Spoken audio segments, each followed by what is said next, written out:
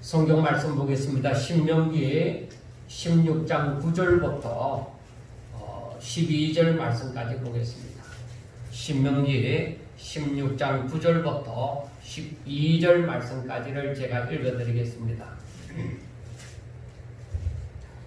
7주를 셀지니 곡식에 낯설 때에는 첫날부터 7주를 세워 내 하나님 여호와 앞에 77절을 지키되 내 하나님 여호와께서 내게 복을 주신 대로 내 힘을 헤아려 자원하는 예물을 드리고 너와 네 자녀와 노비와 네 성중에 있는 레위인과 및 너희 중에 있는 객과 과와 가부가 함께 내 하나님 여호와께서 자기의 이름을 두시려고 택하신 곳에서 내 하나님 여호와 앞에서 즐거워할지니라. 너는 애굽에서 종되었던 것을 기억하고 이 규례를 지켜 행할지니라. 아멘. 자, 저희들이 원래도 어김없이 맥주 감사주의를 지키면서 이 말씀을 토대로 해서 한 번 더 하나님의 은혜를 생각하고자 합니다. 하나님께서는 왜 이스라엘 그 모든 남자는 1년에 3번 하나님을 뵙도록 했을까 하는 것입니다. 왜 그랬을까 하는 겁니다. 6월절도 그렇고 77절도 그렇고 이 초막절도 마찬가지입니다. 이 세 절기에는 이스라엘 사람들이 어디에 살든지 간에 무조건 예루살렘에 와서 성전에서 예배드리게 하였습니다. 저는 성경을 읽으면서 원래 또 느낀 것은 사람의 생각대로 해서는 안 되겠다 하는 것입니다. 왜냐하면 사람들은 꼭 우리나라 이 속담에 그 맞는 속담이 있는데 개구리가 올챙이 시절을 모른다는 것입니다. 개구리는 전혀 그것을 기억하지 않죠. 자기가 올챙이 시절이 있었다는 것을 기억하지 못하고 오히려 어른 다 성장한 개구리는 그 올챙이를 오히려 잡아먹으려고 하는 것입니다. 우리 사람들도 마찬가지입니다. 살다 보면은 자신이 옛날과는 너무나도 다른 모습으로 살 수 있습니다. 그런데 그때는 내가 옛날에 언제 그렇게 했느냐는 듯이 살아가는 것입니다. 그래서 하나님께서는 그러한 사람들에게 은혜를 베푸시고 그 하나님의 은혜를 늘 기억해 하고자 하는 그 모습이 성경을 통해서 우리는 알 수가 있습니다. 왜냐하면 사람들이 하나님을 기억하지 않으면 하나님 말씀대로 순종하지 않을 것이기 때문입니다. 그래서 사람들이 이 하나님의 은혜를 항상 기억하도록 적어도 1년에 3차례는 하나님 전에 나와서 예물을 들고 하나님 전에 나와서 이 절기를 지키라는 것입니다. 그것은 꼭 그렇게 유대인이라면 그렇게 지키도록 했습니다. 이것은 하나님께서 너희들 날 잊어버리지 마. 나를 좀 기억해줘. 구걸하는 것이 아닙니다. 하나님께서 사람들이 하나님을 기억하면서 하나님께 감사하며 하나님께 찬송하며 그렇게 살도록 하나님께서 원래 그러한 목적을 가지고 사람을 지었었기 때문입니다. 그래서 너희들이 나를 잊지 마라 하는 것입니다. 하나님의 형상을 따라 하나님의 모양대로 지으시고 또 하나님의 말씀을 듣고 순종함으로 사람들이 하나님의 그 예비하신 복을 누리면서 행복하게 살도록 그렇게 하나님께서 만드셨던 것입니다. 그런데 사람들은 아담의 모든 후손들이 어때요?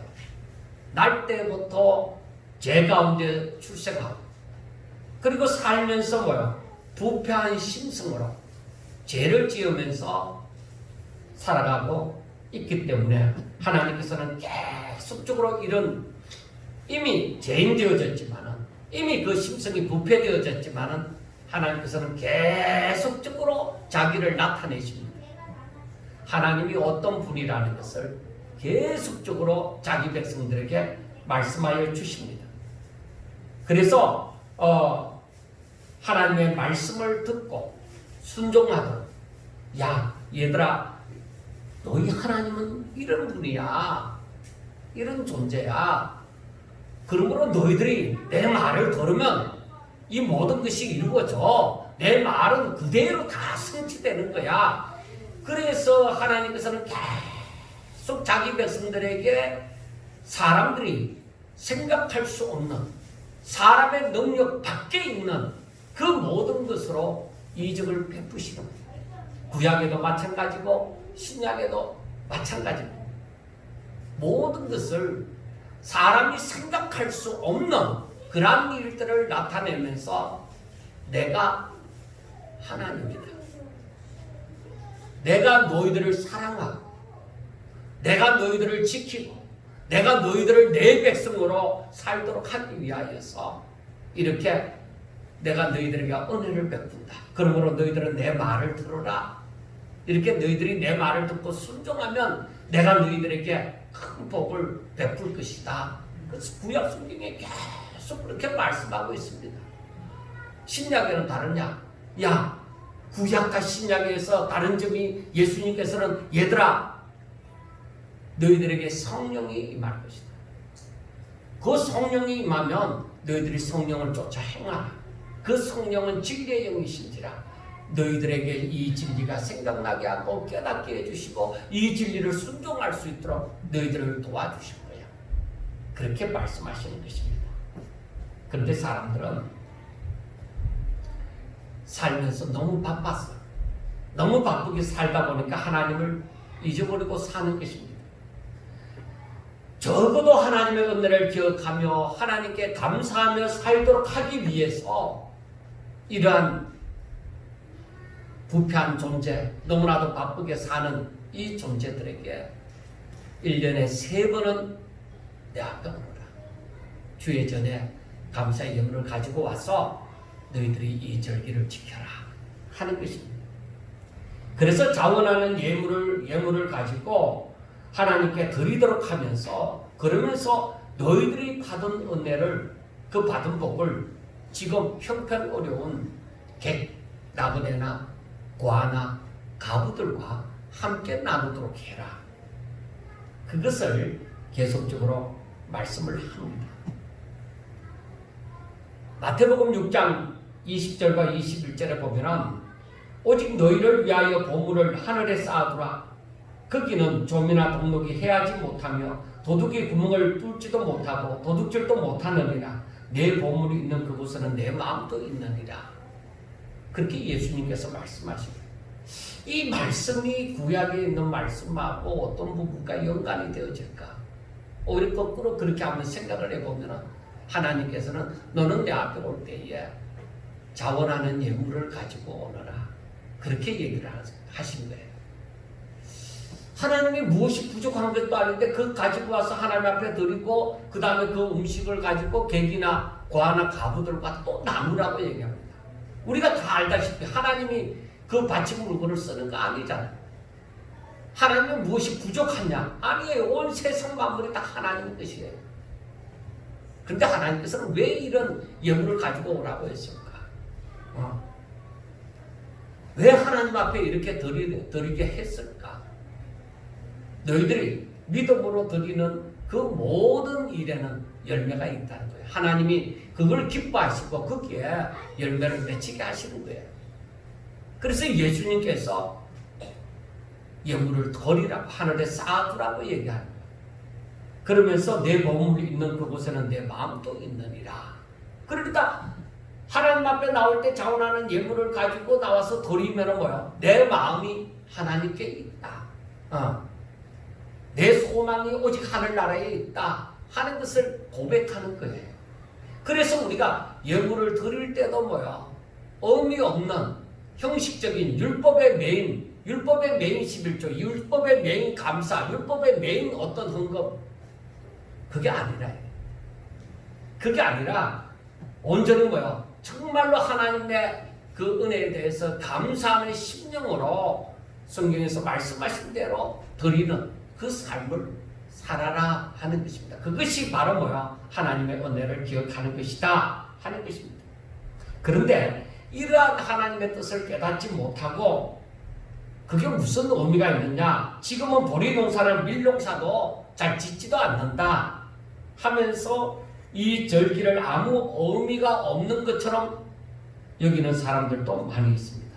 실상 우리가 세 절기 가운데 6월절은 지금 6월절은 어때요? 지금 우리가 지키지 않잖아요. 왜 그러냐? 그 6월절 어린 양 대신 그 예수님이 실질적으로 이 땅에 오셔서 십자가에 못 박혀 죽으시고 다시 살아나셨다 이 말이에요. 그래서 우리가 이 고난주간을 지키고 이 부활주의를 지키는 것입니다. 그렇게 발전이 되어져 간 거죠.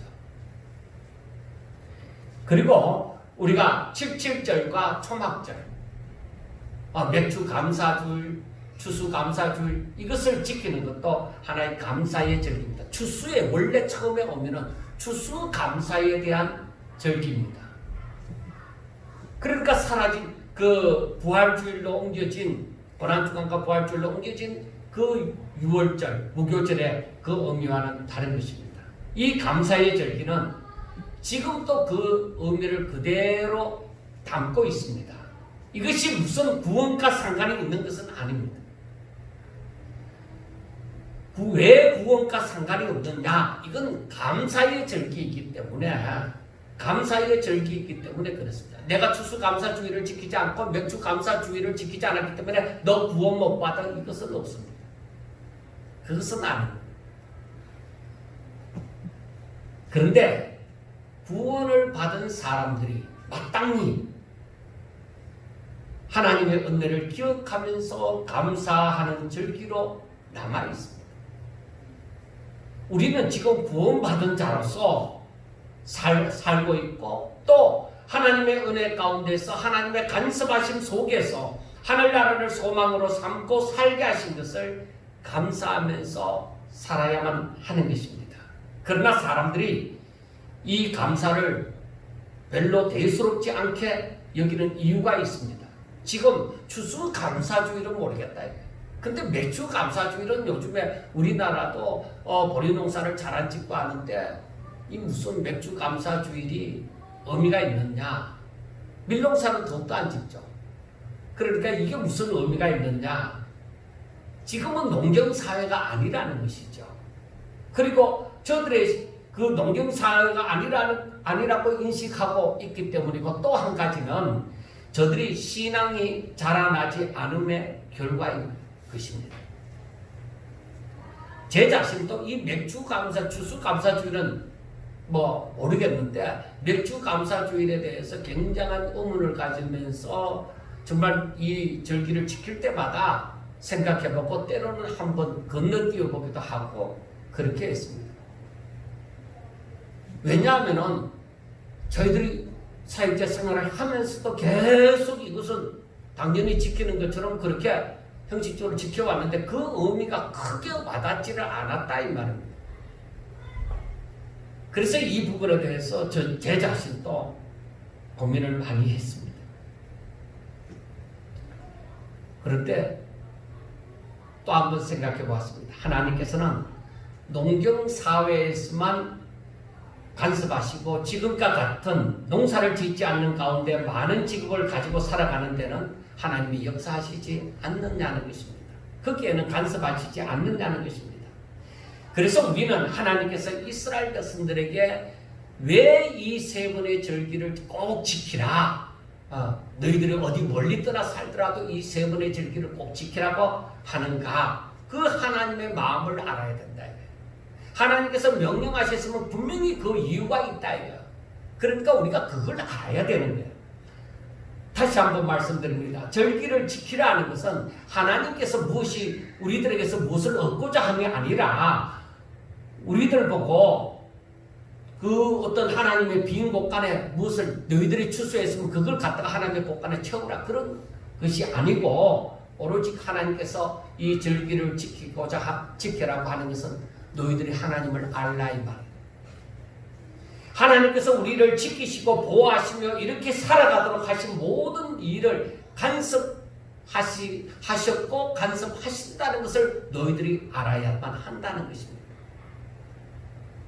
그래서 야, 모든 것이 하나님의 은혜로구나 하는 것을 알아라 이 말이에요. 그리고 하나님의 은혜가 아니었으면 지금의 나는 이렇게 존재할 수가 없었구나 하는 것을 알아라 이 것입니다.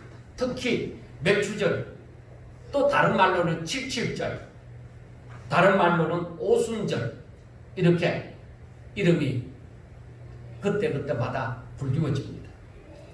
이러한 절기는 우리가 지금 지키는 이 맥추절, 칠칠절, 오순절 바로 이 날이 같습니다. 이 절기는 오늘날 구원받은 자들에게 성령을 부어주셔서 하나님의 자녀답게 살게 하여 주시는 것을 감사드리는 절기로 생각하면 되는 것입니다. 이스라엘 백성들이 6월절의 은혜로 구별함을 입고 살게 된 때로부터 이제 성령이 임하게 되고 또 하나님께서 기뻐하시는 열매를 맺어서 하나님께 영광 돌리게 되는 것을 감사하는 절기입니다. 그러고 보면은 그러면 추수감사절, 또 다른 말로는 이 초막절, 이 추수감사주일은 하나님의 은혜로 추수를 하게 되므로 조상들이 광야에서 초막 생활을 하면서 하나님의 은혜로 먹고 살던 시절을 기억하고 지금은 우리가 이렇게 농사를 지어서 추수하게 되어졌다. 이 부분에 대해서 감사하는 절기라고 추수감사주의로 보면 되는 것입니다. 그러므로 특히 우리가 오늘 지키는 이 맥주절은 성령 받은 자로서 하나님, 우리가 예수님을 영접하고 예수님을 믿고 세례를 받고 이 성령을 받은 자로서 살게 되어지는 것을 감사하는 절기입니다. 그러면 추수감사주의를 어떻게 볼 것이냐? 성령을 받은 사람들이 이제 믿음으로 성령을 쫓아 행하면서 믿음의 열매를 많이 맺은 것에 대해서 감사하는 절기인 것입니다. 사랑하는 여러분들이요, 먹고 배부를 때에 하나님을 잊지 마십시오. 하나님께서 이 부패한 심성을 가진 우리들을 향하여서 하나님의 걱정이 바로 이것입니다. 하나님께서는 사람을 지으신 분으로 그리고 타락한 사람들을 너무나도 잘 아심으로 걱정을 하신 것이 신명기 8장 7절부터 20절에 있는 말씀입니다. 여러분들이 한번 찾아보시기 바랍니다. 신명기 8장 7절부터 20절까지의 말씀을 제가 조금 더 빨리 읽겠습니다. 신명기 8장 7절, 내 하나님 여호와께서 너를 아름다운 땅에 이르게 하시나니 그곳은 골짜기든지 산지든지 시내와 분천가 샘이 흐르고 밀과 보리의 소산지요 포도와 무화과와 석류와 감람나무와 꿀의 소산지라. 내가 먹을 것에 모자람이 없고 내가 먹을 것에 모자람이 없고 내게 아무 부족함이 없는 땅이며 그 땅의 돌은 철이요 산에서는 동을 캘 것이라. 내가 먹어서 배부르고 내 하나님 여호와께서 옥토를 내게 주셨으므로 말미암아 그를 찬송하리라. 내가 오늘 내게 명하는 여호와의 명령과 법도와 규례를 지키지 아니하고 내 하나님 여호와를 잊어버리지 않도록 삼갈지어다. 너가 먹어서 배부르고 아름다운 집을 짓고 거주하게 되며 또 내 소와 양이 번성하며 내 은금이 정식되며 내 소유가 다 풍부하게 될 때에 내 마음이 교만하여 내 하나님 여호와를 잊어버릴까 염려하노라. 여호와는 너를 애굽 땅 종되었던 집에서 이끌어내시고 너를 인도하여 그 광대하고 위험한 광야 곧 불뱀과 정갈이 있고 물이 없는 간조한 땅을 지나게 하셨으며 또 너를 위하여 단단한 반석에서 물을 내셨으며 내 조상들도 알지 못하던 만나를 광야에서 내게 먹이셨나니 이는 다 너를 낮추시며 너를 시험하사 마침내 내게 복을 주려 하심이었느니라. 그러나 내가 마음에 이르기를 내 능력과 내 손의 힘으로 내가 이 재물을 얻었다 말할 것이라. 내 하나님 여호와를 기억하라. 그가 내게 재물을 얻을 능력을 주셨습니다. 이같이 하심은 내 조상들에게 맹세하신 언약을 오늘과 같이 이루려 하심이니라. 내가 만일 내 하나님 여호와를 잊어버리고 다른 신들을 따라 그들을 섬기며 그들에게 절하면 내가 너희에게 전가하노니 너희가 반드시 멸망할 것이라. 여호와께서 너희 앞에서 멸망시키신 민족들 같이 너희도 멸망하리니 이는 너희가 너희 하나님 여호와의 소리를 청종하지 아니함이니라 하고 말씀을 합니다.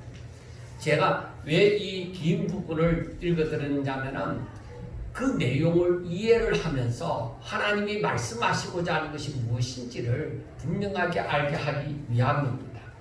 여러분들이 전지전능하신 하나님, 그리고 우리를 만드시고 우리를 위하여 이 땅에 죄 없으신 독생자를 보내신 그 하나님께서 말씀하시는 것을 우리는 잘 들으셔야만 됩니다. 우리는 먹고 배부르며 소유가 다 풍부하게 될 때에 찾아오는 것이 있습니다. 그게 무엇입니까? 교만입니다. 그런데 우리 부패한 심성을 가진 우리 사람들이 이때 찾아오는 이 교만하게 되는 것을 이기기가, 이 교만을 이기기가 너무너무 힘든다는 것입니다. 그래서 얼마나 힘드냐? 부자가 천국에 들어가는 것만큼 힘든다. 부자가 천국 들어가기가 얼마나 힘든데 낙타가 바늘구멍으로 들어가는 것만큼 힘든다. 그러면 사람들이 얘기합니다. 아, 다행이다. 왜? 나는 부자이지도 않고 그렇게 잘난 사람도 아니기 때문에 교만할 것도 없지 않느냐. 그래서 괜찮다고 생각할지 모릅니다. 그런데 여러분, 없어서 시험이 들기도 한다. 내가 못 배웠어. 내가 못 가졌어. 내가 건강하지 못해서 시험이 들기도 하는 것입니다. 그래서 잠언서 30장 7절부터 9절 말씀에 이런 말씀을 했습니다. 내가 두 가지 일을 주께 구하여 싸우니 내가 죽기 전에 내게 거절하지 마시옵소서. 곧 헛된 것과 거짓말을 내게서 멀리 하옵시며 나를 가난하게도 마옵시고 부하게도 마옵시고 오직 필요한 양식으로 나를 먹이시옵소서. 혹 내가 배불러서 하나님을 모른다 여호와가 누구냐 할까 하오며 혹 내가 가난하여 도둑질하고 내 하나님의 이름을 욕되게 할까 두려워함이니이다 하고 말씀을 합니다. 그러니까 다른 사람은 부자가 되어도 괜찮은 사람이 있습니다. 그래도 교만하지 않는 사람이 있습니다. 정말 그 사람은 하나님께로부터 크게 은혜를 입은 자죠. 부자이어도 교만하지 아니하고 얼마든지 천국에 들어갈 수 있는 사람이 있습니다. 그런데 부자가 되었다 하면은 마음이 깨구리 올챙이 시절 모르듯이 갑자기 졸부 행세를 하면서 다른 사람을 무시하고 하나님의 은혜를 무시하고 내가 잘했다. 분명히 때로는 어떤 사람들의 간증을 들어보면 하나님께 영광을 돌립니다 이라고 그 내용은 전부 자기가 열심히 한 거. 그것을 얘기하는 거예요. 분명히 앞에는 하나님, 이러한 하나님 앞에 영광 돌립니다 이라고 내용은 전혀 다르다 이 말이에요. 그만큼 교만하지 않기가 쉽지 않다. 부자이면서 참으로 잘났으면서 다른 사람보다 모든 것을 다 갖추었으면서도 자랑할 만하면서도 겸손해지기가 너무너무 힘든다 이 말이에요. 여러분들이요, 어떻게 우리는 이렇게 보면은 너무 부자도 아니고 너무 가난함도 아니어서 얼마나 감사한 일입니까? 하나님께서는 사랑하는 자녀를 가난하게 하실 때는 분명히 이유가 있습니다. 여러분은 엄청난 부자인데 여러분들의 자녀가 가난함을 그냥 보고만 있겠습니까? 그러나 만약에 내가 부자 부모인데도 자식을 가난하게 둘 때는 거기에는 분명한 이유가 있을 거예요. 망하게 하고자 하는 것이 아니라 저 자녀를 잘 되게 하려고, 앞으로 무엇을 누려도 잘 누리게 하려고 아마 한순간 가난하게 만드실지도 모릅니다. 하나님께서는 이스라엘 백성들을 광야에서 불뱀과 정갈이 있고 물이 없는 간조한 땅을 지나게 하시며 여러 가지 시험 가운데 두셔서 저들을 낮추셨다고 했습니다. 왜냐? 저들을 낮춤으로 말미암아서 저들이 나중에 주어졌을 때에, 많은 것을 누릴 때에 하나님께 감사하고 하나님 앞에 영광 돌릴 수 있도록, 정말 하나님께서 주신 복을 제대로 누릴 수 있도록 하기 위하여서 저들을 평소에 그렇게 고생을 연단을 시켰다는 것입니다. 근데 여러분, 이스라엘 백성들이 어떠했어요? 그것을 통과한 사람이 없잖아요. 거의 없잖아요. 하나님의 시험을 강자해서 그 시험을 통과한 사람이 얼마나 됩니까? 이스라엘의 모든 역사를 구약 성경을 뒤집어 보아서 그 시험을 통과한 사람이 얼마나 됩니까? 정말로 믿음으로 산 사람이 얼마나 된다고 생각합니까?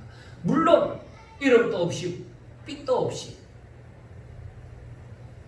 남은 자의 삶을 살아가는 사람들이 분명히 있다고 했습니다. 그런데 많지가 않고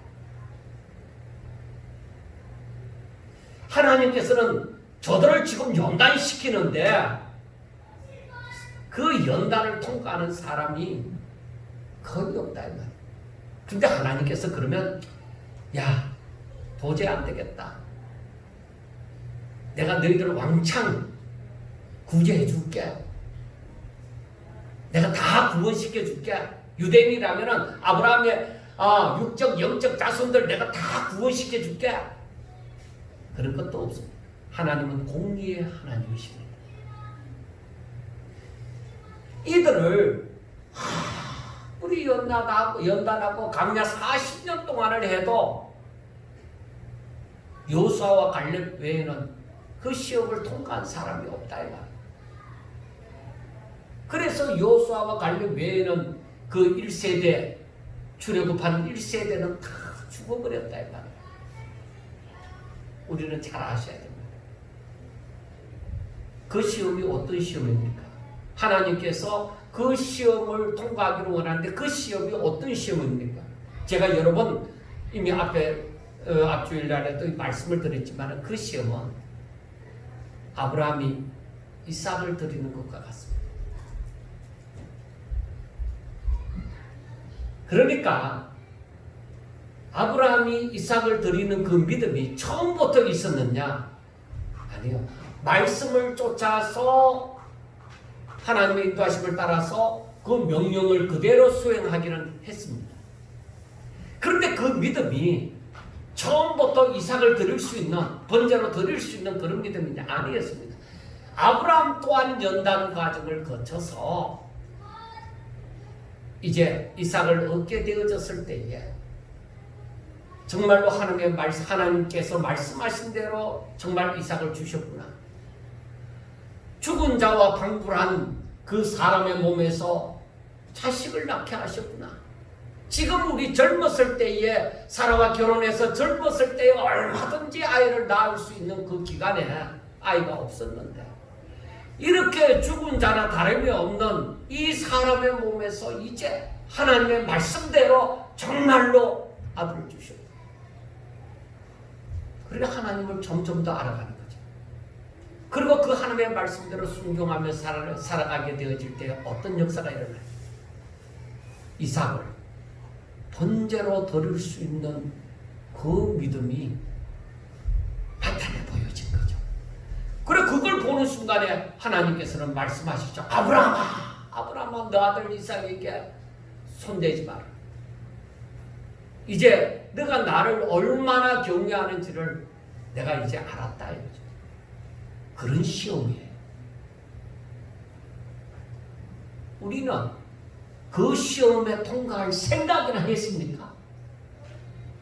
그냥 교회 다니고 그냥 하나님 아버지 하고 부르고 기도하면은 모든 것이 끝난 것으로 생각하기가 일쑤입니다. 그런데 저는 성경을 보면서 올해 들어와서 이 성경을 보면서 뼈저리게 느끼고 정말 크게 깨닫는 것은 하나님께서는 이 시험을 통과하기를 그렇게도 원하셨구나. 40년 동안 마지막 순간까지 저들을 연단시키고 시험하는데 끝까지 믿음으로 나오지 않는 거예요. 힘들어요. 이들 왜 이 시험을 통과하지 못했을까? 하나님의 말씀을 안 믿어요. 여러분 보세요. 12중 땅꾼이 가나안을 정탐했습니다. 여호수아와 갈렙을 제외한 열정 땅굴은 어떻게 했습니까? 오히려 백성들을 선동해서 우리 다 죽었다. 이제 이 강야에서 죽었다. 가나안 땅에 못 들어간다.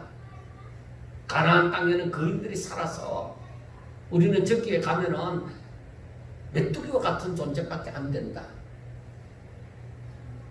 그런데 어떻게 우리가 저 땅에 들어가겠느냐? 하나님의 말씀은 제껴놓고 자기들의 생각으로 모든 것을 난도질하는 거예요. 판단 다 해버리는 거예요. 안 된다, 안 된다. 하나님께서는 없는 가운데서 무에서 유를 창조하시는 분이시고, 하나님께서는 안 되는 가운데서 사람이 도저히 할 수 없는 가운데서 이적을 나타내시는, 행하시는 분이시라는 것을 저들은 믿지 않는 것입니다. 저들이 아무리 홍해를 건너도 저들이 썸물을 단물로 바꾸게 하시는 하나님을 볼지라도 저들은 난데없이 이런 역사성이 있지도 않았는데 하늘에서 만나가 내리고 메추라기를 날마다 보내주시는 그런 경험을 할지라도 저들은 반석 물이 없는 곳에서 반석을 쳐서 물이 터져 나오게 할지라도 저들은 오합지졸인데 아말렉 군사들이 쳐들어왔을 때에 오히려 하나님께서 능히 이기게 해주신 그것을 내던져버립니다. 언날을 생각하지 않고 하나님이 어떤 분인지 분명히 하나님께서 많이 나타내 주셨는데도 저들은 다 내던져버렸습니다. 그리고 하나님께서 분명히 저들을 애굽에서 이끌고 나오실 때에 내가 너희들에게 조상들에게 약속한 너희 조상들에게 약속한 그 땅으로 너희들을 인도하여 도리리라. 분명히 그렇게 말씀을 하셨는데도 그 약속은 던져버립니다. 안 됩니다. 도저히 안 됩니다. 우리는 그들 앞에 메뚜기와 같은 존재입니다. 그런데 여러분, 우리 사람이 정말 믿음으로 하지 않으면 이들과 조금 또 다른 바가 없습니다. 얼마든지 우리는 하나님의 이적을 보고 찬양할 수 있습니다. 하나님 감사합니다. 눈물을 흘리면서 내가 잘못됐습니다. 하나님 감사합니다. 이제는 믿음으로 살겠습니다. 그렇게 고백을 하고 주를 찬양하고 그렇게 감사하며 춤을 추면서 축제를 벌이고 셋었던 저들의 중심에 하나님이 주인이지 않았습니다. 자기들이 주인이었습니다. 그래서 제가 쭉 외치는 것이 내 생각에 우리는 하나님 뜻대로 사는 존재이지 내 뜻대로 내 생각대로 사는 존재이지 않습니다. 우리는 분명하게 아셔야 됩니다. 조금 전에 읽었던 신명기 8장에 보면은 19절에 내가 만일 네 하나님 여호와를 잊어버리고 다른 신들을 따라 그들을 섬기며 그들에게 절하면 내가 너희에게 전가하노니 너희가 반드시 멸망할 것이라. 그래 결국 그 광야의 백성들은 어떻게 했어요? 다 광야에서 다 죽어버렸죠. 믿음이 없는 여호수아와 갈렙은 어땠어요? 하나님의 말씀을 부여잡고 아닙니다 여러분, 저들은 우리의 밥입니다. 하나님이 우리와 함께 하시면 여호와께서 우리를 기뻐하시면 여호와께서 우리를 저 땅을 우리의 뜻으로 주신다고만 하면 저들은 우리의 밥이 될 것입니다. 하나님의 말씀을 정말 확실하게 이렇게 믿어야 돼요. 이게 믿음이에요. 이게 바로 바라는 것들의 실상이고 보지 못하는 것들의 증거가 되어지는 거예요. 그 믿음이 있느냐 이 말이에요. 그 믿음이 있느냐. 우리에게 바로 그런 믿음이 있느냐.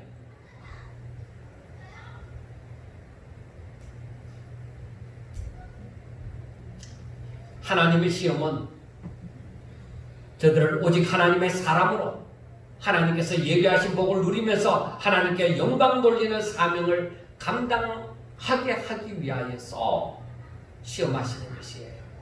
우리를 그렇게 연단시키는 것이에요. 그런데 사람들은, 이스라엘 백성들은 어떻게 했습니까? 광야에 있는 이스라엘 백성들은 조금만 마음에 안 들어도 원망하고 불평하고 모세를 향해서 대적하고, 왜 그랬을까요? 저들은 하나님께서 하시는 시험 그거 하나도 받으려고 하지 않았습니다. 그냥 내가 먹고 배부르고 내가 안전하게 살면 된다 이거예요. 하나님께 영광 돌릴 생각은 안 하는 거예요. 저들이 하나님 앞에 구하는 것도 어땠습니까?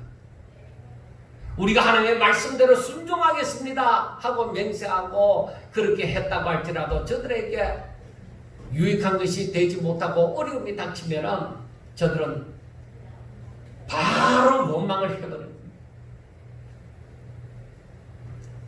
그래서 우리는 이 하나님의 마음을 알아가면서 분명하게 하셔야 됩니다. 하나님께서 우리를 향하신 그 마음은 우리가 이처럼 하나님의 말씀을 듣고 순종하기를 기뻐하실 뿐만 아니라 우리의 신앙이 날마다 자라나기를 원하십니다. 처음 신앙이 아니라 처음 신앙 가졌던 그 믿음이 점점 더 자라나기를 원한다. 아브라함처럼 그렇게 자라나기를 원합니다. 다윗처럼 실수를 자주 하는 그 다윗처럼 실수를 하더라도 또 하나님을 알고 하나님의 뜻을 깨닫고 또 순종하고 그렇게 믿음이 자라나기를 바라는 것입니다. 그래서 날마다 하나님의 은혜를 기억하고 감사하면서 살아야 하는 것입니다. 그런데 믿음이 자라지 않는 것은 뭐냐? 하나님을 알고 하나님의 은혜로 말미암아 하나님 중심으로 사는 삶이 되지 못하기 때문에 믿음이 자라나지 않는 거예요. 믿음은 오직 내가 믿음의 삶을 살 때에 또 자라 그렇게 되죠. 이제 로마서를 이제 다음 주부터 하겠지만은 그게 보면 로마서 1장 17절에 있는 말씀처럼 믿음으로 믿음에 이르게 하는, 믿음이 없이는 믿음이 자라나는 게 있을 수가 없죠. 내가 예수님을 믿으면 내가 자그마한 것에부터 큰 일에까지 무엇을 하든지 간에 오직 믿음으로 하려고 해라 이거예요. 언제 믿음을 가지고 하나님 앞에 투자한 적이 있습니까? 하나님 앞에 투자했다고 말이 좀 어폐가 있는 것 같지만 내가 하나님 앞에 믿음을 가지고 하나님 앞에 다 내려놓은 적이 있느냐 이 말이에요. 있으면 분명하게 경험이 있을 것입니다. 아는 것은 많은데 하나라도 제대로 믿음을 가지고 사는 것이 없다면 그 사람의 신앙은 백날이 되어도 안 자랍니다. 그 속에는 사람 냄새가 술술 풍겨나는 것입니다. 순간적으로라도 그게 울컥울컥 나오는 거예요. 그래서 자기 자신을 아는 것이 내가 이것도 참지 못하는 아직 믿음이구나. 내가 여기서는 이렇게 인간적인 냄새를 풍기지 말아야 되는데 또 내가 나를 생각하고 함으로 이러한 인간적인 냄새를 풍기구나. 내가 언제 이 고비를 넘길까? 이걸 믿음으로 살아볼까? 그런 고민이 되셔야만 됩니다. 그런데 아예 그렇게 성장하려는 생각도 안 가지고 믿음이라고는 잘 찾아보기가 힘든 사람들도 있습니다. 목사면 다 믿음이 있습니까? 장로면 다 믿음이 있습니까? 근사면 다 믿음이 있습니까? 오래 믿었으면 다 믿음이 있습니까? 어느 교회에 이제 난예배를 마치고 이제 장로님들이 이제 헌금 집계를 합니다. 장로 집사만 헌금 집계를 하는데 예배 시간이 다 되어진 거예요. 예배 시간이 다 되어지니까 장로님 앉는 장로석이 그 교회는 따로 있습니다. 그래서 거기에 아직까지 안 올라오는 거예요. 그래서 이 목사님이 좀 성질이 급해요. 뭐 그런 부분도 있는데 이제 집사님, 장로 집사하고 같이 들어올 때 앞으로 걸어 나오려고 할 때에 예배 중이니까 거기 앉아 계세요. 뒤에 앉아 계세요. 이렇게 했는데 이 장로님은 끝까지 성경책 들고 와가 앞에 와서 성경책을 탁 놓으면서 다리 쭉 뻗어갖고 앉았는 거예요. 그러니까 이제 그러고 나서 그 다음은 예배 마치고 난 다음에 일어난 상황이 안 좋게 일어났어요. 그 목사님도 그렇고 그 장로님도 그렇고 그 순간에 나를 생각하지 아니하고 조용히 서로를 생각했더라면, 하나님 앞에서 예배를 생각했더라면 그 말을 할 이유가 뭐가 있겠느냐. 예배 중에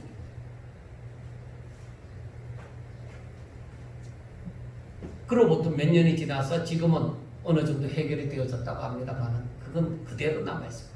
제가 그 소리를 들었을 때에 그러면 그게 내 속에 있는 나의 모습이야. 고쳐지지 않은 나의 모습. 그게 고쳐지지 않는 나의 모습이 그대로 거기에서 성경책을 탁 집어 던지면서 예배 중에 앞에 끝까지 나와갖고 거기 앉으면서 그렇게 하십니다. 다른 성도들 저때 그게 좋게 보여지겠습니다. 예배 중이니까 앞까지 다른 사람 다 보는 가운데서 앞까지 걸어 나오지 말고 그 뒤에 앉아서 예배 드리셔도 됩니다 했을 때에 그 들었더라면 얼마나 좋았겠는데.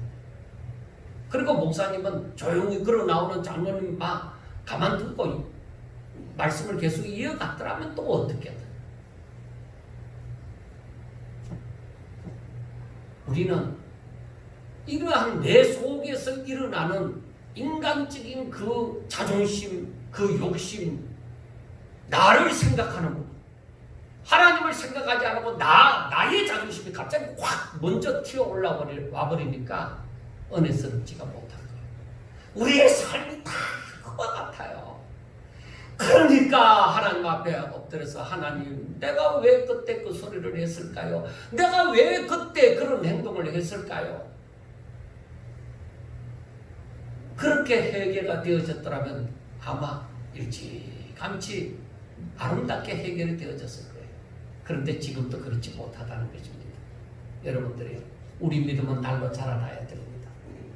우리가 실수 안 하는 존재이지 않습니다. 우리는 실수를 합니다. 하나님은 그것을 다 알고 계십니다.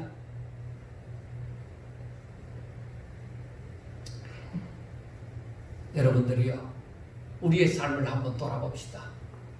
우리에게 감사하는 마음이 넘치십니까? 하나님 뜻대로 살고자 하는 마음이 우리에게 부글부글 끓습니까? 이러한 마음이 없으면 이 마지막 시대에 우리가 또 세월은 흘러가고 있는데 우리는 우리 자신을 살펴보셔야만 합니다. 잘 믿는 사람만이 아니라 하나님을 믿는 모든 사람은 하나님 앞으로 나아가야만 합니다. 우리 신앙이 자라야 되는 거예요. 우리들에게서 하나님이 떠나면 안 돼요. 무엇인가 내가 직장에 쓰든 가정에 쓰든 어떤 일대에 쓰든지 간에 하나님의 뜻이 이루어지길 바라는 성도, 내가 하나님의 사람으로 불리워지는 성도, 정말로 믿는 사람에게나 믿지 않는 사람, 할 수만 있으면 믿지 않는 사람에게라도 와, 저 사람은 정말로 예수 믿는 사람이구나, 그런 소리를 들을 수 있으면 더 좋겠죠. 하나님은 우리들에게 오늘날에도 말씀을 합니다. 얘들아, 내가 너희들을 여기까지 이끌고 왔다. 세상 사람들의 결국은, 믿지 않는 자들의 결국은 다 멸망할 뿐이다. 너희들도 그들처럼 살면 너희들도 멸망한다. 그러나 너희들은 나를 기억하면서 살아라. 너희들이 나를 잊어버리면 안 돼. 너희들은 나를 그러면 안 돼. 내가 너희들은 내 영광의 찬송이 되게 하려고 만든 거야. 너희들의 사명이 하나님의 영광을 위해서 사는 거야. 내 말을 듣고 순종하는 거야. 그래서 성경 전체를 가만히 보면은 하나님의 원하심이, 하나님의 형상을 입은 사람들에게로 향하신 그 하나님의 마음이 어떠하냐? 하나님의 계명을 지키라. 하나님의 말씀을 듣고 순종하라는 것입니다. 저는 이 성경을 보면서 몇 년째간에 더 깨닫는 것은 그 피가 그렇게도 중요합니다. 그 보혈, 예수님의 보혈이 너무너무 중요합니다. 근데 여러분 생각해 보세요. 왜 그 피를 흘리셨는가 이 말입니다. 왜 그랬을까요? 왜 하나님은 애굽의 노예 생활을 하는 그것도 400년이 되도록 노예 생활을 하는 그 사람들을, 훈련도 안 된 사람들을 출애굽시켰는가 이 말이에요. 왜 그들을 가나안 땅으로 인도하여 드리고자 했는가 이 말이에요. 그들이 잘났습니까? 그들이 날마다 하나님 앞에 부르짖었습니까? 자랑할 만한 존재들입니까? 아니, 하나님의 뜻을 이루시고, 우리가 오늘날 하나님의 택함을 받고 이 부르심을 받아서 이 자리에 있는 이유가 무엇이겠느냐고요. 왜 그랬을까? 하나님께서는 왜 그랬을까? 왜 우리를 택하시고 우리를 부르시고 이 자리에 있게 하셨을까? 그것은 하나님의 말씀을 듣고 순종하고 하나님 앞에 영광을 돌리라는 것입니다. 믿습니까? 그걸 알아야 돼요.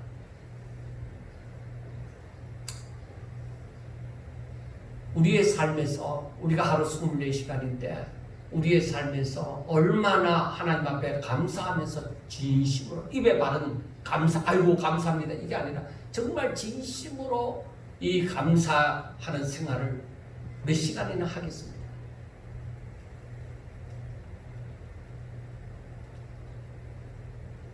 우리가 지금까지 대수롭지 않게 여긴 모든 삶을 하나씩 짚어보시기 바랍니다. 나는 하나님의 은혜 가운데 살며 그 은혜에 대해서 감사하는 생활을 하는가? 아니면은 날마다 어떻게 이 세상에서 버티고 살까? 아니면 이 세상에서 잘 먹고 살까? 편안하게 살까? 그것을 고민하며 사는가? 사람들이 흔히 얘기를 합니다.